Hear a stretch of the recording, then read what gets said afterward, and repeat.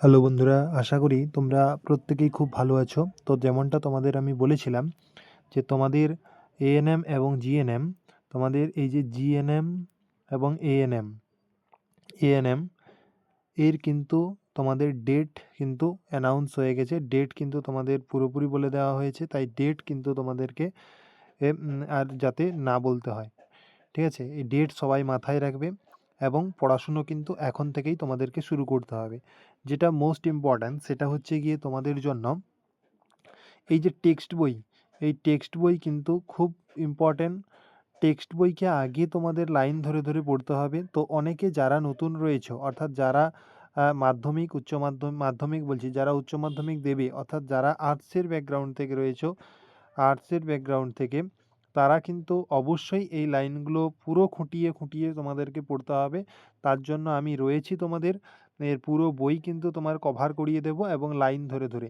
এছাড়া এইটুকু বলতে পারি, তোমরা এখান থেকে কিন্তু ক্লাসগুলো করলে তোমরা কিন্তু 100+ তোমাদের নাম্বার কিন্তু আরামসে হয়ে যাবে। কারণ এখানে একটা লাইনও বাদ দেব না, একটা লাইনও তোমাদের মিস যাবে না। প্রত্যেকটা প্রশ্ন তোমরা কমন পেয়ে যাবে। আর যারা চ্যানেলটিতে নতুন দেখছো তারা কিন্তু অবশ্যই চ্যানেলটিকে সাবস্ক্রাইব করে দেবে। চ্যানেলটি বন্ধুদের মধ্যে শেয়ার করে দেবে। কারণ এখানেই তোমাদের কিন্তু একদম তোমাদের কোনো টাকা ছাড়া তোমাদের ফ্রিতে কিন্তু পুরো এএনএম, জিএনএম পড়ানো হবে। ঠিক আছে? প্রত্যেকটা ক্লাস তোমরা একদম ফ্রিতে দেখতে পাবে এবং এর পিডিএফ কিন্তু তোমরা টেলিগ্রামে পেয়ে যাবে। এই ডেসক্রিপশনে দেখবে তোমাদের টেলিগ্রামের লিঙ্ক রয়েছে। একদম নতুন টেলিগ্রাম তৈরি করে দিয়েছি, যেখানে শুধুমাত্র তোমরা এএনএম, জিএনএম যারা দেবে তারা কিন্তু যুক্ত হবে। কেমন? এরপর তোমাদের সেই গ্রুপে তোমাদের আজ 2021 থেকে তোমাদের যতগুলো এক্সাম হয়েছে এএনএম, জিএনএম এর প্রত্যেকটা কিন্তু প্রশ্নপত্র তোমাদের দিয়ে দেব। সেখানে তোমরা মিলিয়ে দেখে নেবে যে এই বইগুলো থেকে কিভাবে তোমাদের প্রশ্ন কমন দেওয়া হয়ে থাকে এবং প্রশ্ন কিভাবে তোমাদের আসে। ঠিক আছে? আর এছাড়াও তোমাদের এই একটা একটা চ্যাপ্টার করানোর পর, আর একটা চ্যাপ্টার পড়ানোর পর তোমাদের কিন্তু প্র্যাকটিস এবং পুরোপুরি তোমাদেরকে প্রিপেয়ার করার দায়িত্ব পুরোপুরি এই চ্যানেলের, এবং এইখানে তোমাদের পুরো প্রিপারেশনটা কিন্তু হয়ে যাবে। তাই বলবো সাথে থাকো এবং অবশ্যই বন্ধুদের মধ্যে শেয়ার করে দাও এবং চ্যানেলটিকে সাবস্ক্রাইব করে নাও। তো আজকে যেটা আমরা ফার্স্ট শুরু করব সেটা হচ্ছে ক্লাস 9 শুরু করব। ক্লাস 9 আমরা আজকে শুরু করছি। ক্লাস 9 আমরা পড়ব। তবে বেশিরভাগটাই প্রায় ক্লাস 10 থেকে দেওয়া হয়ে থাকে, কিন্তু 9 থেকেও কিন্তু তোমাদের প্রশ্ন হয়। তাই এখানে কিন্তু আমাদের 9 ও পড়তে হবে এবং 10 ও পড়তে হবে। দুটো ক্লাস যদি আমরা পুরো টেক্সট বই কমপ্লিট করতে পারি তাহলে কিন্তু আমাদের একটাও প্রশ্ন আটকাবে না। তো তোমরা যারা রয়েছো তারা অবশ্যই এই বইগুলো যদি না থাকে কালেক্ট করে নিতে পারো। এছাড়াও তোমরা এর পিডিএফ কিন্তু টেলিগ্রামে পেয়ে যাবে। সেখান থেকে রিভিশন করে নিতে পারো। করানোর সঙ্গে সঙ্গে আমি এটাও তোমাদের দেখিয়ে দেবো যে তোমাদের কিভাবে পিওয়াইকিউ ধরে লাইন তুলে তুলে তোমাদের প্রশ্নপত্র করা হয়ে থাকে। ফার্স্ট দেখো, ফার্স্ট চ্যাপ্টার যেটা রয়েছে, চ্যাপ্টার 1 ক্লাস 9-এর, সেটা হচ্ছে জীবন ও তার বৈচিত্র্য। জীবন ও তার বৈচিত্র্য। ঠিক আছে? এটা আজকে আমরা শুরু করব। 2-3টে ক্লাসে এইটাকে শেষ করব আমরা। বেশি কম পড়বো কিন্তু বেশি আমাদের জানতে হবে। ঠিক আছে? তোমাদের পাশে অবশ্যই খাতা রাখবে, যেগুলো তোমাদের লাইনে দাগ দিয়ে দেবো। আমি ইম্পর্ট্যান্ট লাইন বলবো, সেগুলো তোমরা বই কাছে থাকলে দাগ দিয়ে নেবে। এছাড়া যদি বই না থাকে তাহলে একটা খাতা দিয়ে তোমরা এরকম ডট করে সেটাকে তোমরা লিখে নেবে। কেমন? দেখো, প্রথমে আমরা জানবো যে জীবনের মূল বৈশিষ্ট্য কী? যে বেসিক প্রপার্টিজ অফ লাইফ। দেখো, পৃথিবীর সকল প্রকার সজীব বস্তুর উৎপত্তি, গঠন, প্রকৃতি, জীবন প্রক্রিয়া, পরিবেশের সঙ্গে পারস্পরিক নির্ভরশীলতা, স্থায়িত্ব, বংশবিস্তার, প্রত্যেকের সঙ্গেই জীবজগৎ কিন্তু ওতপ্রোতভাবে জড়িত। মানে পৃথিবীর যে সকল সজীব বস্তু রয়েছে তাদের উৎপত্তি, তাদের গঠন, তাদের জীবন প্রক্রিয়া, তাদের পরিবেশের সঙ্গে যে পারস্পরিক নির্ভরশীলতা, প্রত্যেকটা জিনিসের সঙ্গে কিন্তু জীবজগৎ ওতপ্রোতভাবে জড়িত। তো জীবদেহে বিভিন্ন জৈব এবং অজৈব বস্তুর সমন্বয়ে গঠিত। জীবদেহ কিন্তু জৈব এবং অজৈব বস্তুর সমন্বয়ে গঠিত, কিন্তু গঠন এবং কার্যগতভাবে জড় বস্তুসমূহের ঐক্যবদ্ধ ও বিশেষ এক ভৌত রাসায়নিক সমঅবস্থায় নতুন বৈশিষ্ট্যের বহিঃপ্রকাশ ঘটে। সেটাই হচ্ছে গিয়ে লাইফ। তাহলে জীবন, আমরা জানলাম যে জীবন কি। লাইফ কি না বলেছে যে গঠন ও কার্যগতভাবে এই জড় বস্তুসমূহের ঐক্যবদ্ধ ও বিশেষ এক ভৌত রাসায়নিক সাম্যাবস্থায় নতুন বৈশিষ্ট্যের বহিঃপ্রকাশ ঘটে, সেটাই হচ্ছে জীবন। ঠিক আছে, বিভিন্ন বিজ্ঞানীরা যেভাবে জীবনের সংজ্ঞা দিয়েছেন তা আমরা জানব। লাইফ বলেছেন এই যে জীবন বলতে দেখো বৃদ্ধি, প্রজনন, পরিপ্রাপ্তি, বিবর্তন ইত্যাদি বৈশিষ্ট্যের প্রকাশকারী প্লুটোপ্লাজমীয় বস্তুকে কিন্তু জীবন বলা হয়। ঠিক আছে, জীবনের দেখো প্রধান লক্ষণ বা ধর্মগুলি কি কি, এখানে তোমাদের এইটা কিন্তু প্রশ্ন আসতে পারে যে তোমাদের বিভিন্ন অপশান কিন্তু তোমাদের দিয়ে দিবে, কিন্তু তারপরে তোমাদেরকে এটা জিজ্ঞেস করা হবে যে তোমাদের কোনটা ধরো জীবনের প্রধান লক্ষণ বা ধর্মগুলি হলো, এটা প্রশ্ন দিয়ে দেবে, দিয়ে ধরো প্রজননে সক্ষম, বাকি 3টে অপশান এমন দেবে, সেগুলো কিন্তু তোমাদের হবে না। তাহলে তোমাদের কি করতে হবে, প্রজননে সক্ষম, বিপাক, এগুলো কিন্তু তোমাদেরকে মনে রাখতে হবে যে জীবনের এগুলো হচ্ছে প্রধান লক্ষণ বা ধর্ম। ঠিক আছে, এইটা তোমাদের পরীক্ষায় আসতে পারে। দেখো প্রজননে সক্ষম কি না, প্রত্যেক জীব অপত্য জীব সৃষ্টি করে বংশবিস্তার করে এবং প্রজাতির অস্তিত্ব বজায় রাখে, অর্থাৎ জীবনের বংশবিস্তার করাকে আমরা বলে থাকি প্রজনন। মানে জীবজগতে আমাদের যত জীব রয়েছে তারা কিন্তু অপত্য জীব সৃষ্টি করে, বংশবিস্তার করে, ঠিক আছে, প্রজাতির অস্তিত্বকে বজায় রাখে, অর্থাৎ পরের পর প্রজাতি কিন্তু তারা বজায় রাখে। ধরো একটা প্রজাতি যখন একটা ধরো জীব যখন মারা যাবে, সেই তার পরের প্রজন্ম অর্থাৎ তার ছেলে বা তার সে যে জন্ম হয়েছে সে কিন্তু সেই প্রজাতিকে বহন করে নিয়ে যাবে। তাই বলেছে জীবজগৎ কিন্তু প্রজাতির অস্তিত্বকে বজায় রাখে এবং জীবের বংশবিস্তার করাকে আমরা বলে থাকি কি প্রজনন। ওকে, নেক্সট দেখো বিপাক কি বলেছে না, জীবকোষে যে অনবরত রাসায়নিক বিক্রিয়া ঘটছে তাদের সমষ্টিগত ফলকে আমরা বিপাক বলি। এখানে কিন্তু বিপাক এটা কিন্তু তোমাদের আসতে পারে যে জীবকোষে যে অনবরত রাসায়নিক বিক্রিয়া ঘটছে তাকে আমরা সমষ্টিগতভাবে কি বলি, বিপাক বলি। এই ছোট্ট ছোট্ট জিনিসগুলো কিন্তু মনে রাখতে হবে। কেমন, যে বিপাক গঠনসমূহ বা গঠনমূলক, অর্থাৎ যে ক্ষেত্রে জীবদেহের শুষ্ক ওজন বাড়ে তাকে আমরা বলে থাকি উপচিতি বিপাক। যেমন ধরো উপচিতি বিপাকের উদাহরণ যদি বলি সেটা হচ্ছে সালোক সংশ্লেষ এবং পুষ্টি। আর যে বিপাক ধ্বংসাত্মক, অর্থাৎ যে বিপাকে শুষ্ক ওজন কমে তাকে আমরা বলে থাকি অপচিতি বিপাক, যেমন শোষণ এবং রেচন। ব্যাপারটা আমরা বুঝবো তার আগে তোমাদের বলি, যারা খাতা পেন নিয়ে বসে আছো তাদের কিন্তু এগুলো কিন্তু নোট করো। ঠিক আছে, কি করবে না, যে ক্ষেত্রে জীবদেহের শুষ্ক ওজন বেড়ে যায় তাকে আমরা বলে থাকি উপচিতি বিপাক, এবং যে ক্ষেত্রে শুষ্ক ওজন কমে যায় তাকে আমরা বলে থাকি কি না অপচিতি বিপাক। কিন্তু এখানে আরও একটা ইম্পর্টেন্ট, সেটা হচ্ছে গিয়ে এই যে উপচিতি বিপাকের যদি উদাহরণ বলা হয় যে সালোক সংশ্লেষ এবং পুষ্টি, এবং যদি অপচিতি বিপাকের উদাহরণ বলি সেটা হচ্ছে শোষণ এবং রেচন।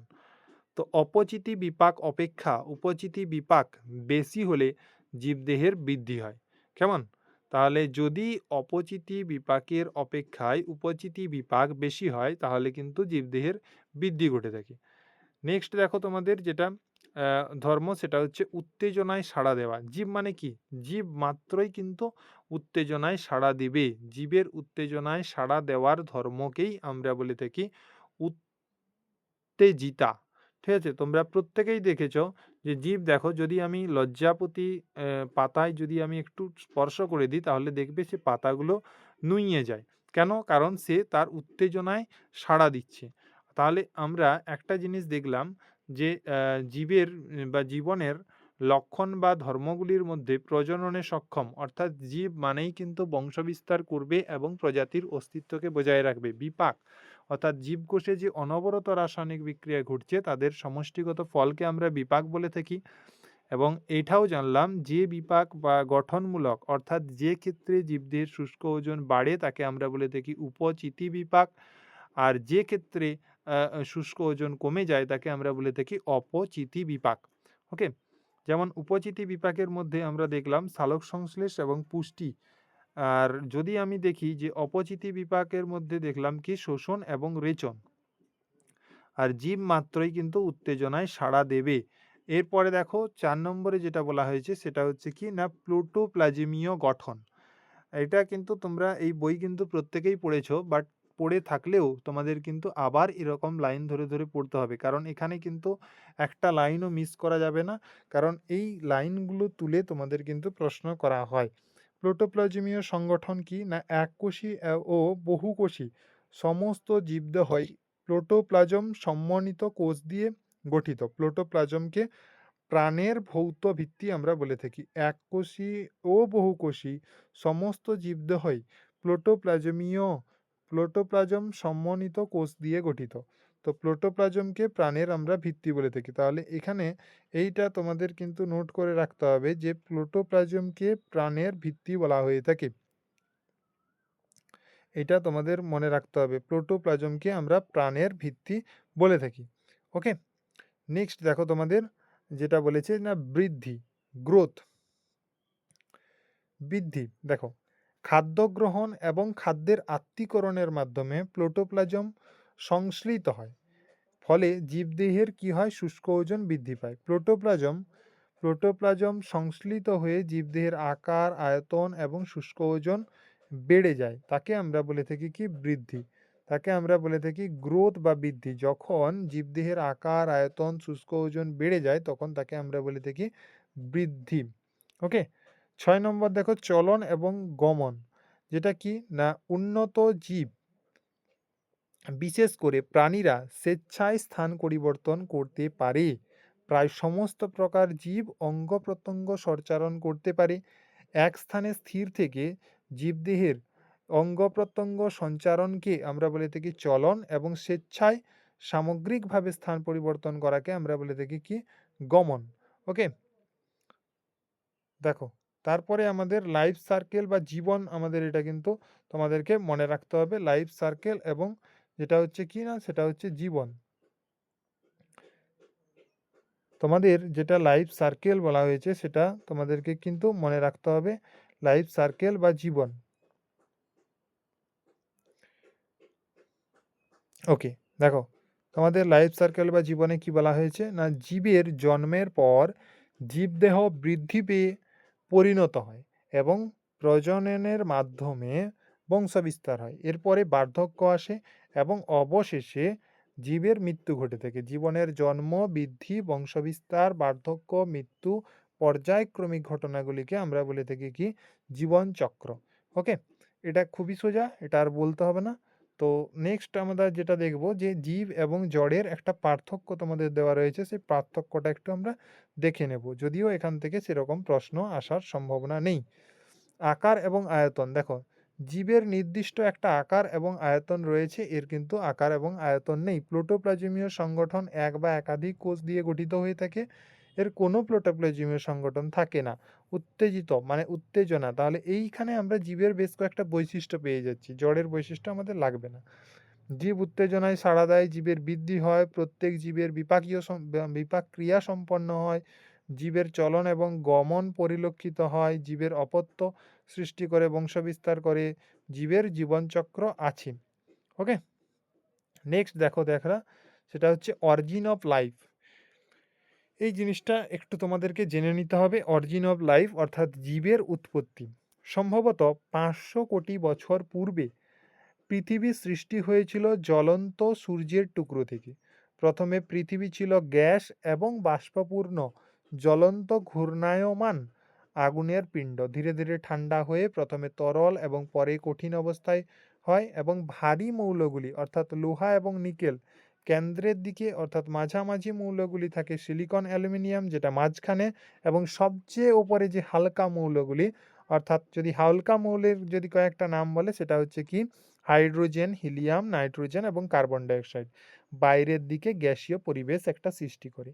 তাহলে পৃথিবীর তাপমাত্রা সেই সময় কত ছিল? সেই সময় পৃথিবীর তাপমাত্রা ছিল 5000 থেকে 6000 ডিগ্রি সেলসিয়াস। এরপর দেখো এরূপ তাপমাত্রায় হাইড্রোজেন, কার্বন ডাইঅক্সাইড, অক্সিজেন ইত্যাদি মুক্ত অবস্থায় থাকা সম্ভব ছিল না। এরা বিভিন্ন ধাতব পদার্থের সঙ্গে যুক্ত হয়ে কার্বাইড, নাইট্রাইড, অক্সাইড ইত্যাদি তৈরি করেছিল। কার্বন, নাইট্রোজেন এবং অক্সিজেনের বিভিন্ন যৌগ অর্থাৎ সাইনোজেন, মিথেন, তারপরে এইখানে এই যে এই সংকেতগুলো কিন্তু তোমাদেরকে মনে রাখতে হবে। কখনো কখনো কিন্তু এই সংকেতগুলো কিন্তু তোমাদের চলে আসে। সেটা কি না মিথেন অর্থাৎ CH4, জল কি না H2O, ঠিক আছে, সায়ানাইড CN-, এরপরে অ্যামোনিয়া NH3, ঠিক আছে। এই জিনিসগুলো কিন্তু একটু তোমাদেরকে মাথায় রাখতে হবে, এগুলো যদিও তোমরা জানো। তো পৃথিবী ক্রমশ ঠান্ডা হতে থাকে এবং গ্যাসীয় উপাদানগুলি প্রথমে তরল এবং পরে কঠিন হতে শুরু করে। জলীয় বাষ্প ঠান্ডা হয়ে মেঘ এবং বৃষ্টির সৃষ্টি করে থাকে। এগুলো এতটা ইম্পর্ট্যান্ট নয়। নেক্সট দেখো তোমাদের বলেছে কি না জীবের উৎপত্তির ধাপ। ওপারিন এর বক্তব্য অনুসারে আদিম পৃথিবীতে সকল সরল যৌগগুলি থেকে ধীরে ধীরে অধিকতর জটিল যৌগ সৃষ্টি হয়েছে। বিদ্যুৎ শক্তি, অতিবেগুনি রশ্মি, মহাজাগতিক রশ্মি বিকিরণের ফলে এই ধাপগুলি হয়েছে। এই ধাপটা তোমাদের একটু মনে রাখতে হবে। সেটা হচ্ছে জীবন সৃষ্টির আগে পরিবেশগত অবস্থা, জীবন সৃষ্টির আদি যৌগসমূহ, আর একটা হচ্ছে কোয়াসার ভেট বা মাইক্রোস্ফিয়ার, তারপরে হচ্ছে কি প্রোটোশেল, তারপরে প্র্যাক্লিওটিক, এরপরে ইউক্যারিওটিক। ওকে, একটা জিনিস যেটা হচ্ছে প্রোটোশেল কিভাবে উৎপত্তি লাভ করেছে সেই জিনিসটা এখানে একটু দেওয়া রয়েছে, সেটা কিন্তু তোমাদের জানতে হবে। তো যেটা দেখো সেটা কি না আদিম পৃথিবীতে সমুদ্রের জলে অ্যামোনিয়া, অ্যামাইনো অ্যাসিড এবং প্রোটিন ইত্যাদি কিন্তু পর্যাপ্ত ছিল। প্রোটিনগুলি গরম তরল স্যুপ থেকে আলাদা হয়ে একসঙ্গে জুড়ে যে কলয়েড জাতীয় পদার্থ গঠন করেছিল, যাকে ওপারিন কোয়াসার ভেট নাম দিয়েছিলেন। তাহলে এই কোয়াসার ভেট নাম কে দিয়েছিলেন? প্রথম জীবকোষের নাম। তাহলে প্রথম জীবকোষের নাম যদি আমি দেখি তাহলে সেটা হয়ে যাবে কি কোয়াসার ভেট। আর এটা নাম কে দিয়েছেন? এটা নাম দিয়েছেন ওপারিন। যা ছিল প্রথম জীবকোষ। এটি লিপিড, প্রোটিন, কার্বোহাইড্রেট দ্বারা গঠিত। এটা কি দ্বারা গঠিত? এটা কার্বোহাইড্রেট, লিপিড এবং প্রোটিন দ্বারা গঠিত। এটা দ্বিস্তরী আবরণ থাকতো, কোষপর্দার মতো একটা দ্বিস্তরী আবরণ ছিল কিন্তু। ওকে, এবং দেখো বিজ্ঞানী ফক্সের মতে মাইক্রোস্ফিয়ার হলো, বিজ্ঞানী ফক্সের মতে মাইক্রোস্ফিয়ার হলো কি প্রথম কোষীয় জীব, এবং ওপারিনের মতে প্রথম জীবীয় কিস হচ্ছে গিয়ে যেটা কোষ, সেটা কি না সেটা কোয়াসারভিট। ওকে, এটি অর্ধবেদ্য পর্দাবেষ্টিত প্রোটিনের একটা গঠন। ফক্সের মতে মাইক্রোস্ফিয়ার অ্যামাইনো অ্যাসিডের শৃঙ্খল গঠন এবং নিউক্লিয়েড শৃঙ্খল গঠন প্রভৃতির উপচিতিমূলক বিক্রিয়া দেখতে পারত। কোয়াসারভেট বা মাইক্রোস্ফিয়ারের সঙ্গে নিউক্লিক অ্যাসিড যুক্ত হয়ে প্রোটোশেল তৈরি হয়েছে। ঠিক আছে, কিভাবে সৃষ্টি হয়েছে তাহলে? কোয়াসারভেট এবং মাইক্রোস্ফিয়ারের সঙ্গে নিউক্লিক অ্যাসিড যুক্ত হয়। কেমন?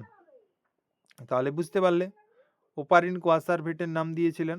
এখানে একটা জিনিস তোমাদের দেখো বলে দিই, সেটা হচ্ছে জড়বস্তু থেকে প্রায় 3.7 বিলিয়ন বছর পূর্বে রাসায়নিক উপায়ে প্রাণের সৃষ্টি হয়েছিল। আদি প্রাণ থেকে অভিযোজন এবং অভিব্যক্তির মাধ্যমে নানান জীবের উদ্ভব হয়। এরপরে যেটা দেখার সেটা হচ্ছে গিয়ে জীবের বৈচিত্র্যের উৎস। কি না জীবদের জননের সময় এক জনু থেকে অপর জনুতে স্থানান্তরযোগ্য এবং প্রকরণের উৎপত্তি হয় এবং পরিবর্তনশীল পরিবেশে তাদের অভিযোজনের ফলে প্রায় 30 মিলিয়ন জীবের উদ্ভব ঘটে। একেই প্রজাতির মধ্যে নানান পার্থক্য বা প্রকলন পরিলক্ষিত হয়। এছাড়া অভিব্যক্তি এবং মিউটেশনের মাধ্যমে নতুন নতুন প্রজাতির আবির্ভাব ঘটে থাকে। এরপরে দেখো যেটা দেওয়া রয়েছে সেটা হচ্ছে জীববিদ্যা হলো জীবনের রীতি, প্রক্রিয়া এবং তার বৈচিত্র্যের অধ্যয়ন। নানান স্তর এবং নানা দৃষ্টিকোণ থেকে জীব বৈচিত্র্যের অর্থাৎ জীববিদ্যার যে চর্চা। জীববিদ্যার যদি আমি প্রধান শাখাগুলো লক্ষ্য করি, সেখানে আমরা দেখতে পাবো সেখানে একটা হচ্ছে বোটানি, একটা হচ্ছে জুওলজি, আর একটা হচ্ছে জীবাণুবিজ্ঞান বা কি মাইক্রোবায়োলজি।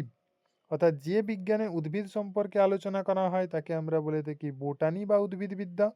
যে বিজ্ঞানে প্রাণী সম্পর্কে আলোচনা করা হয় তাকে আমরা জুওলজি বা প্রাণীবিদ্যা বলে থাকি। আর যে বিজ্ঞানে জীবাণু সম্পর্কে আলোচনা করা হয় তাকে মাইক্রোবায়োলজি বা জীবাণুবিজ্ঞান বলা হয়ে থাকে। তো উল্লেখিত প্রধান শাখাগুলি ছাড়াও জীববিদ্যায় বিভিন্ন শাখা রয়েছে, যেমন জীব রসায়ন, আণবিক জীববিদ্যা, তারপরে বলেছে কি অনাক্রমবিদ্যা, তারপরে ইউমিনোলজি, তারপরে বংশগতিবিদ্যা, হেরিডিটি, কলাবিদ্যা, তারপরে শরীরবিদ্যা। ঠিক আছে, এই প্রত্যেকটা জিনিস তোমাদেরকে একটু মাথায় রাখতে হবে, এগুলো এতটাও ইম্পর্ট্যান্ট নয়।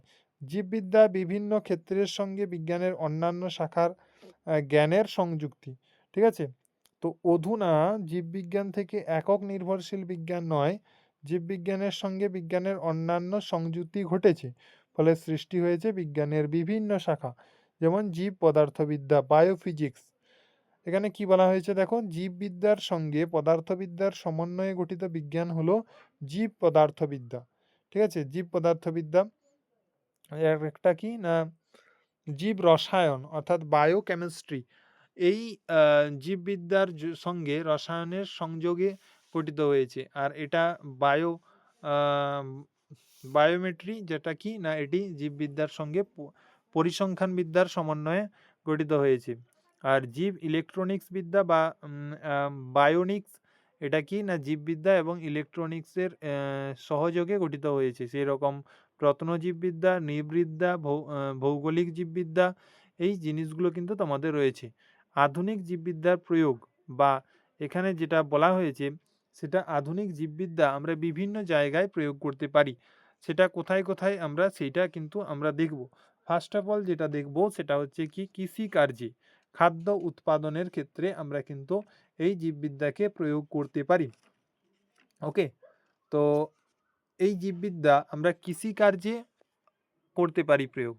তো কৃষিকার্যের ক্ষেত্রে যখন আমরা দেখব তখন দেখো যে এখানে কি বলেছে না, খাদ্য উৎপাদনে দেখো জীববিজ্ঞানের জ্ঞানকে কাজে লাগিয়ে খাদ্য উৎপাদনে প্রভূত উন্নতি করা হয়েছে। যেমন উচ্চ ফলনশীল বীজ অর্থাৎ সংকরায়ন পদ্ধতির সাহায্যে উন্নত ফলনশীল ধান, গম, ভুট্টা, পাট, তুলো ইত্যাদি উৎপন্ন করা হয়ে থাকে। কয়েকটি উচ্চ ফলনশীল বীজের নাম যদি আমি জিজ্ঞেস করা হয় তাহলে IR8, IR20, পুষা, জয়া, জগন্নাথ।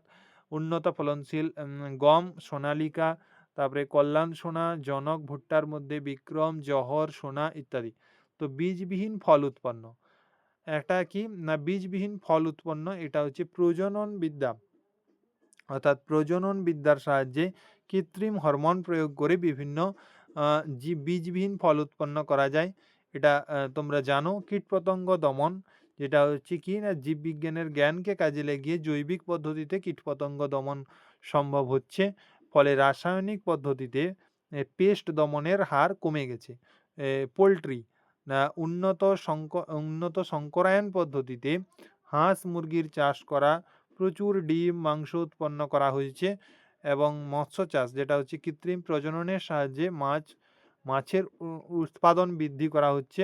এবং উন্নত জাতের পশুপালন, যেটা হচ্ছে সংকরায়ন পদ্ধতির সাহায্যে উন্নত জাতের আধুনিক গাভী, হ্যাঁ, যেমন মুলতানি, ভাগলপুরি, ঠিক আছে, বিভিন্ন জাতের দুগ্ধ প্রদানকারী গাভী কিন্তু পালন করা হয় এবং মৌমাছিও কিন্তু কৃত্রিম উপায়ে পালন করা হচ্ছে। আর পরে পরিদেহ উৎপন্ন বিভিন্ন কাঁচামালের দ্বারা পাট, তন্তু, রেশম এই সমস্ত কিন্তু তোমাদের এর মানে তৈরি করা হচ্ছে। নেক্সট দেখো তোমাদের সেটা হচ্ছে কি না, নেক্সট হচ্ছে চিকিৎসা ক্ষেত্রে অর্থাৎ চিকিৎসা বিজ্ঞানে জীব প্রযুক্তির সাহায্যে রোগ নির্ণয়কারী বিভিন্ন যন্ত্র যেমন সৃষ্টি হচ্ছে, তেমনি বিভিন্ন জীবদায়ী অ্যান্টিবায়োটিক। এই অ্যান্টিবায়োটিকগুলোর মধ্যে যেটা হচ্ছে ইম্পর্ট্যান্ট সেটা কি না পিনিসিলিন, তারপরে স্টেপটোমাইসিন, তারপরে ক্লোরোমাইসিন, এরিথ্রোমাইসিন, এই সমস্ত জিনিসগুলো কিন্তু ওষুধ তৈরি করা হয়ে থাকে। যেমন যে কটা আমাদের দেওয়া রয়েছে সেগুলো আমাদের জানতে হবে। যেমন পাগলা কুকুরের লালা থেকে জ্বলন্তঙ্ক রোগের প্রতিষেধক হাইড্রোফোবিনাম, এটা কিন্তু তোমাদের তৈরি করা হয়ে থাকে জলতঙ্ক রোগের প্রতিষেধক হিসেবে। এবং সাপের বিষ থেকে অ্যান্টিভেনাম সিরাম এবং ল্যাকটিস ইত্যাদি কিন্তু তোমাদের চিকিৎসা বিজ্ঞানের ক্ষেত্রে সাপের বিষ থেকে অ্যান্টিভেনাম সিরাস ল্যাকটিস এইটা। আর জলতঙ্ক রোগের জন্য কুকুরের লালা থেকে রোগের প্রতিষেধক হাইড্রোফোবিনাম। ঠিক আছে? বিভিন্ন ভাইরাস এবং ব্যাকটেরিয়াজনিত রোগের ভ্যাকসিন এবং টিকা আবিষ্কারের ফলে রোগ প্রতিরোধ করার সম্ভব হয়েছে।